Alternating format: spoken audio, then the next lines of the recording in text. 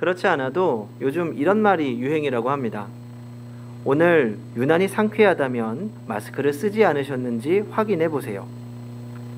이제 마스크 사용이 법으로 제한되었고 모든 국민이 어디에서나 마스크를 사용하고 있습니다. 제가 요즘 들어서 사람이 얼마나 빨리 적응하는지 새삼 느끼고 있습니다. 사실 저는 마스크 쓰는 것을 굉장히 불편하고 싫어합니다. 모두가 그러시겠지만 저는 정말 싫어해서 황사가 아무리 심하고 미세먼지가 아무리 심해도 웬만하면 정말 마스크를 쓰지 않았습니다. 그런데 이 코로나 바이러스로 인한 마스크는 제 선택의 문제가 아니었습니다. 저 혼자만의 문제가 아니라 이 감염이라는 위험이 있기 때문에 일단 쓰고 다녀야 했습니다. 그런데 그러다 보니 어느새 익숙해지더라고요. 하루는 교회 사무실에 들어와서 한참 있었는데 또 뭔가 이상한 겁니다. 들어와서 1시간 동안 마스크를 쓰고 있더라고요. 어느새 적응해버리고 말았습니다. 변화가 요구되어졌고 변화된 것이지요. 좋은 변화인지는 모르겠습니다. 하지만 우리는 어쩔 수 없는 상황에서 요구받고 변화되어 갑니다. 그리고 가능하다면 그 변화를 우리에게 긍정적으로 이끌어내는 것이 중요합니다. 전 오늘 코로나 시대가 우리에게 많은 변화를 요구하고 있다고 생각합니다. 그리고 그러한 요구들 가운데 하나님의 섭리하심이 있다고 믿습니다. 분명히 어려운 현실이지만 하나님은 이 상황을 통해서 우리에게 성숙하고 긍정적인 변화를 기대하고 요구하고 계십니다.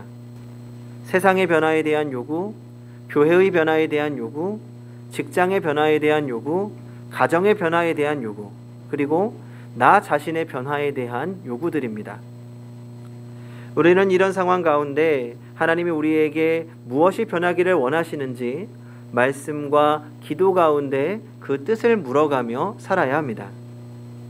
오늘 본문은 주님께서 이스라엘 백성들에게 변화를 요구하고 계시는 모습을 볼 수 있습니다. 본문을 살펴보면서 이스라엘 백성들 그리고 오늘 우리에게 어떤 변화를 요구하시는지 생각해보고 또 그 변화에 동참해 보려고 합니다. 오늘 말씀은 성전 멸망 예고로 시작됩니다. 오늘 본문을 좀 더 자세하게 살펴보기 위해서 성전의 역사에 대해 먼저 생각해 보아야 합니다. 성전을 맨 처음 건축한 사람은 누구일까요? 짧은 성경 퀴즈입니다. 누구죠? 솔로몬입니다. 마음속으로 대답하셨을 거라고 생각합니다. 솔로몬은 7년의 공사 끝에 성전을 완공했지만 바벨론의 침략에 의해서 성전은 완전히 파괴되었고 유대인들은 포로 생활을 하게 되었습니다. 보통 유대인들은 성전을 중심으로 역사를 나누는데 이때를 가리켜서 제1차 성전 시대다라고 부릅니다. 시간이 지나서 유대인들은 바벨론 포로 생활을 거쳐 페르시아의 통치로 넘어가게 됩니다. 유대인들은 페르시아 왕의 허락하에 본토로 돌아갈 수 있게 되었고 스룹바벨의 주도하에 성전을 재건할 수 있게 되었습니다. 그래서 이때 재건된 성전을 스룹바벨 성전이라고 부릅니다. 하지만 이 본토에서 귀환한 사람들이 어렵고 힘들게 지었던 성전이다 보니 상대적으로 화려하고 멋질 수가 없었습니다. 그러니 과거의 솔로몬 성전의 영광을 보았던 세대들에게 이 스룹바벨 성전은 너무나 초라하고 보잘것없어 보였습니다. 학개서를 보면 심지어 스룹바벨 성전을 봉헌하면서 대성통곡하는 사람들도 있었습니다. 그러다 시간이 지나서 이 스룹바벨 성전을 리모델링한 사람이 헤롯 대왕입니다. 예수님이 태어나실 때 예수님을 찾아서 죽이려고 했던 왕이지요. 헤롯 대왕이 신앙심이 깊어서 성전을 리모델링한 것이 아닙니다. 일단 이 헤롯은 유대인들이 멸시하는 에돔 출신입니다. 가뜩이나 기가 센 유대인들을 다스려야 되는데 유대인들이 싫어하는 출신이었던 거죠. 그러니 유대인들의 환심을 사기 위해서 기원전 18년부터 46년 동안 이 스룹바벨 성전을 증축, 리모델링했습니다. 이 당시의 헤롯은 이 건축가로서 상당한 능력을 가지고 있었고 미술적으로도 탁월한 감각을 가지고 있었다고 합니다. 사람들은 천재적인 감각이 있었다고도 이야기하죠. 그래서 그 자신의 천재적인 역량을 한껏 담아낸 것이 이 성전입니다. 거대한 대리석으로 둘러졌고 지붕과 같은 특별한 부분들에는 금으로 꾸며졌다고 합니다. 이 얼마나 멋지고 화려했는지 당시의 랍비들은 성전을 보면서 이렇게 찬사를 보냈다고 합니다. 헤롯 성전을 보지 못한 사람은 당대 최고로 아름다운 건물을 보지 못한 것이다. 그런데 그렇게 아름답게 지어진 건물을 향해서 예수님이 뭐라고 말씀하십니까? 본문 2절입니다. 대답하여 이르시되 너희가 이 모든 것을 보지 못하느냐? 내가 진실로 너희에게 이르노니 돌 하나도 돌 위에 남지 않고 다 무너뜨려지리라. 주님께서 왜 이런 말씀을 하셨을까요? 이 말씀은 단순한 협박이나 예언이 아니라 우리에게 변화를 요구하고 계신 것입니다. 바로 성전 중심의 신앙에서 예수 중심의 신앙으로의 변화를 요구하십니다. 솔로몬이 성전을 건축한 이후부터 이스라엘 백성에게는 성전이 모든 종교적 행사의 중심이 되었습니다. 그리고 신정국가에서 성전이 궁전과 함께 예루살렘 성 안에 있었기 때문에 이 왕들은 중앙집권 체제를 쉽게 유지할 수 있었습니다. 이스라엘 백성들에게 성전은 하나님의 임재를 상징하고 하나님께서 이스라엘 백성들을 다스리심을 상징합니다. 그런데 예수님께서 그런 의미를 가지고 있는 성전이 파괴될 것이라고 말씀하십니다. 무슨 의미입니까? 전통적으로 이어져 온 예루살렘 중심의 성전 예배가 바뀌어야 한다는 것을 의미합니다.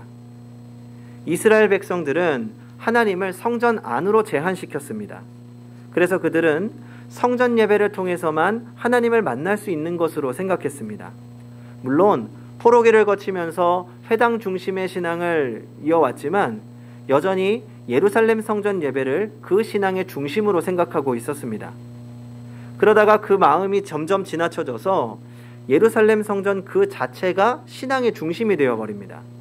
그래서 이스라엘 백성들은 성전만 있으면 안전하다고, 성전만 무사하면 우리는 평안할 수 있다고, 성전만 있으면 하나님이 우리와 함께 하신다는 생각에 이르게 됩니다.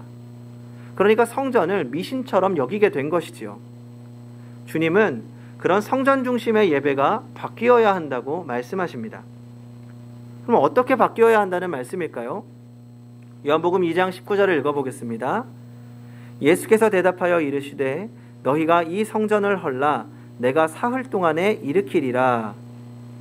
예수님은 예루살렘 성전에서 장사하고 있는 이들을 내쫓으시면서 성전을 헐면 내가 사흘 안에 다시 일으키겠다고 선언하십니다. 여기서 다시 일으키겠다고 말씀하신 성전은 바로 예수님 자신을 의미합니다. 십자가에 죽으시고 사흘 만에 다시 살아나실 것을 예고하신 겁니다. 그런 의미에서 살펴본다면 주님은 성전 중심의 신앙에서 예수 중심의 신앙으로 변화되어야 한다고 말씀하고 계신 것입니다. 성도 여러분, 오늘 우리는 예수 중심의 신앙생활을 회복해야 합니다. 전 이스라엘 백성들이 성전을 사랑하는 마음 그 자체가 잘못되었다고 생각하지 않습니다. 하나님을 너무나도 사랑하는 마음이 성전을 사랑하는 마음으로 자연스럽게 나타난 것이라고 생각합니다. 저도 우리 행복한 교회 성도님들이 우리 교회를 사랑하는 마음들을 느낄 때면 감동이 될 때가 많습니다. 아무래도 우리 교회가 지어진 지 오래다 보니까 이곳저곳 보수해야 할 곳이 많습니다. 특히 비가 오면 비가 새는 곳들도 있습니다. 지금은 우리 장로님들께서 열심히 보수해 주셔서 괜찮지만 한 번은 비가 와서 비가 많이 새서 4층 복도 바닥이 홍건해진 적도 있습니다. 그때쯤이었던 것 같은데 이 3층 천장에 비가 새서 천장 텍스가 떨어진 적이 있습니다. 그때 우리 교회 한 권사님께서 그 모습을 보시고 너무 가슴이 아파 화장실로 가서 소리 죽여 한참을 우셨다고 합니다. 그 말씀을 듣는데 어떻게 이렇게 교회를 사랑하고 어떻게 이렇게 교회를 아끼실까 참 많이 생각했습니다. 그리고 우리 하나님께서 하나님을 사랑하는 마음으로 교회를 사랑하는 그 마음 너무나 잘 알고 계실 거라고도 믿습니다. 그리고 우리 또한 하나님을 사랑하는 마음으로 교회를 사랑하는 것 너무나 중요한 일입니다. 물론 여기서 말씀드리는 교회는 우리 성도들과의 만남을 통한 교회 공동체를 말합니다. 이 공동체는 우리 성도들의 모임이면서 우리가 모일 수 있는 장소인 교회를 소중히 여기는 것 중요한 일입니다. 하지만 하나님께서 오늘 지적하시는 것은 성전이 목적이 되고 성전이 우상이 되는 것에 대하여 경고하시는 겁니다. 사실 성전은 하나님께서 먼저 이스라엘 백성들에게 요구하신 것이 아닙니다. 다윗도 하나님을 사랑하는 마음에 스스로 성전 짓기를 원했고, 스룹바벨도 이스라엘 백성의 신앙 회복과 하나님의 통치하심이 나타나기를 바라는 마음으로, 자원하는 마음으로 성전 건축을 주도했습니다. 하나님도 그 마음을 기쁘게 받으셨습니다. 시작은 아름답습니다. 그러나 시간이 지나 성전 자체가 목적이 되었을 때 그것은 우상이 되고, 주님은 그런 우상이 반드시 무너져야 한다고 말씀하십니다. 왜냐하면 사람은 연약하기 때문입니다. 처음 율법을 세분화해서 만든 것도 하나님의 말씀을 더 잘 지키기 위한 수단이었습니다. 하지만 문제는 처음 순수했던 의도가 변질되어서 수단이 목적이 되고 수단이 우상화될 때가 문제가 됩니다. 전 우리 한국교회의 중요한 신앙적 전통 중 하나는 바로 교회 중심의 신앙생활이라고 생각합니다. 교회 생활이 곧 신앙생활이었습니다. 늘 교회에서 먹고 자고 밤새워 기도하고 이야기를 나누면서 그렇게 신앙생활을 다 하셨습니다. 하나님이 좋아서, 지체가 좋아서, 신앙의 교제가 좋아서였습니다. 자연스럽게 이루어진 일들입니다. 누가 강요한 것도 아니었습니다. 그래서 교회도 더 사랑했던 것 같습니다. 그런 교회를 사랑하는 마음이 지난 한국교회의 부흥과 성장을 이루었다고도 생각합니다. 이것은 우리 교회가 가진 아름다운 모습이면서 하나님께서도 기뻐하셨을 거라고 믿습니다.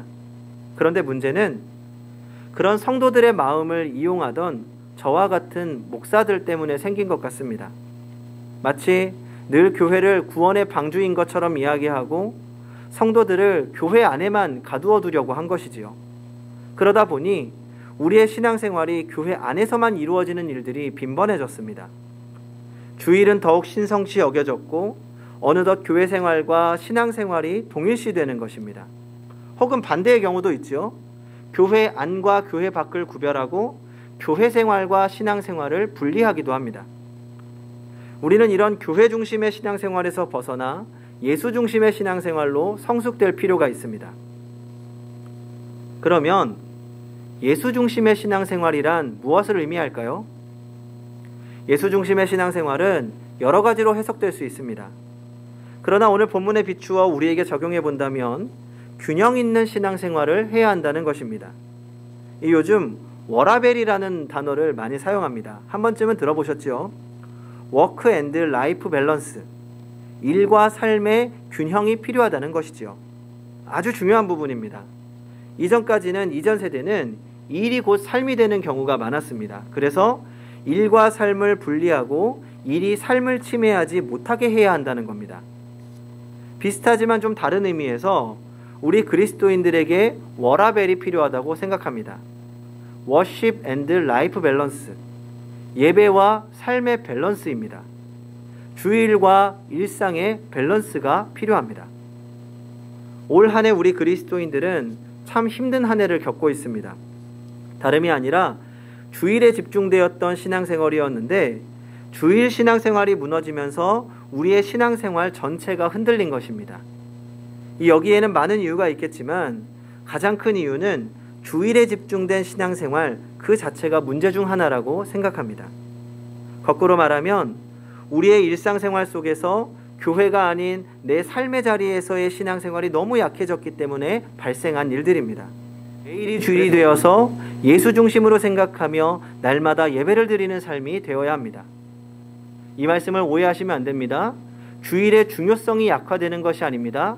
앞으로 우리의 삶 가운데에서 주일의 중요성은 더욱 강조될 것입니다. 그러나 그동안 우리가 소홀히 했던 우리의 일상이 주일이 되어서 주일이 중요해지는 만큼 동일한 중요성을 가지고 우리의 모든 삶이 주일이 되어야 한다는 겁니다. 그러면 어떻게 우리가 날마다 예수 중심의 삶, 주님의 날로 살아갈 수 있을까요? 3절을 같이 읽어보겠습니다. 3절 시작. 예수께서 감람산 위에 앉으셨을 때에 제자들이 조용히 와서 이르되 우리에게 이르소서 어느 때에 이런 일이 있겠사오며 있사오리까. 주님의 성전이 무너져야 한다고 말씀하신 후에 제자들이 언제 이런 일이 있겠냐, 세상의 끝에는 무슨 징조가 있겠냐라고 물어봅니다. 그러자 예수님께서 4절부터 42절까지 주님이 다시 오실 때 있을 징조들에 대해서 설명하십니다. 그리고 최종적으로 이렇게 선언합니다. 42절입니다. 그러므로 깨어 있으라. 어느 날에 너희 주가 임할는지 너희가 알지 못함이니라. 바로 종말론적 신앙생활을 해야 한다는 것입니다. 코로나가 우리에게 준 큰 영향 중 하나가 있다면 우리로 하여금 죽음을 가까이 경험하게 했다는 겁니다. 평범하고 걱정 없이 살던 우리에게 죽음이 가까워졌고 죽음에 대해서 한 번 더 생각하게 된 것입니다. 그래서인지 코로나 시대 증가한 것 중 한 가지가 이 나이 드신 부모님들께 전화드리는 자녀들이 많아졌다고 합니다. 아무래도 이 면역력이 약한 어르신들이 코로나 바이러스에 취약하다는 것을 많이 듣게 되면서 부모님을 걱정하는 마음이 많아진 것이지요. 때로는 걱정이 지나쳐서 이 부모님을 어린아이처럼 야단치거나 심하게 통제하는 자녀들도 많다고 합니다.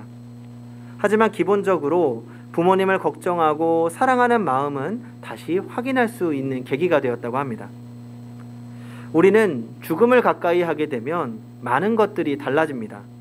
하물며 우리 그리스도인들에게 죽음이란 단순히 끝이 아닙니다.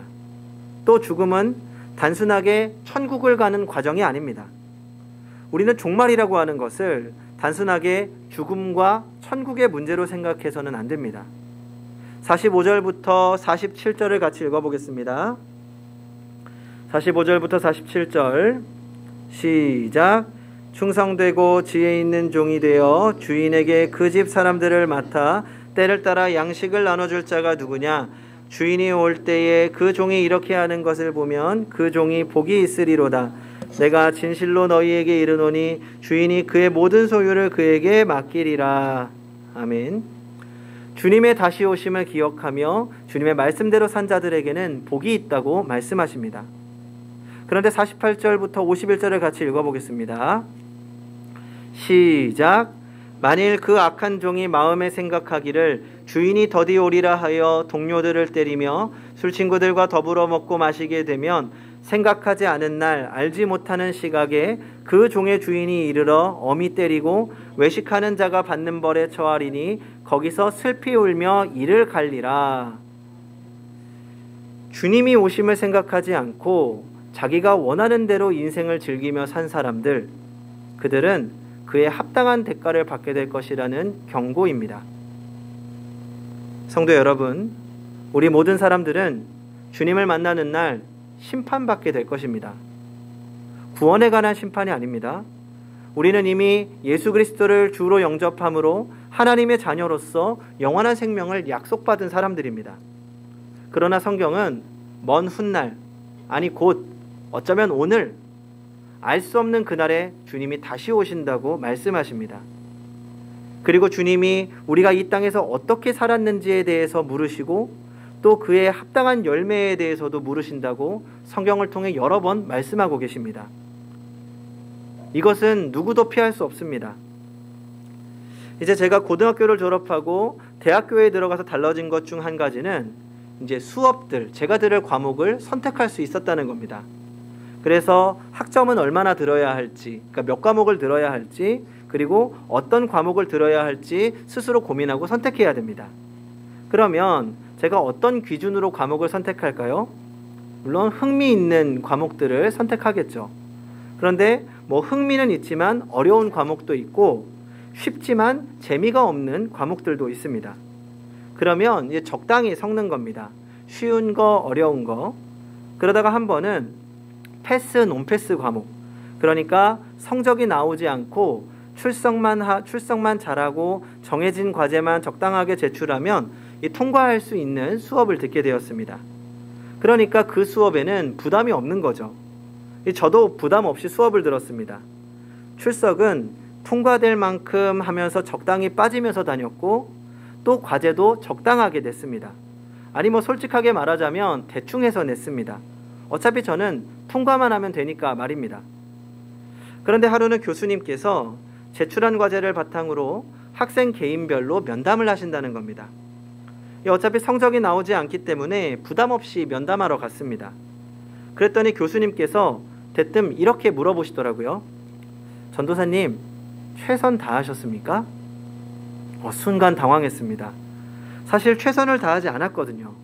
그래서 어정쩡하게 나름 열심히 했습니다. 이렇게 말씀드렸습니다. 그랬더니 교수님 말씀하시더라고요. 감사합니다. 마지막까지 최선을 다해주세요. 그리고 저도 자신 없는 목소리로 네 하고 대답하고 나왔습니다.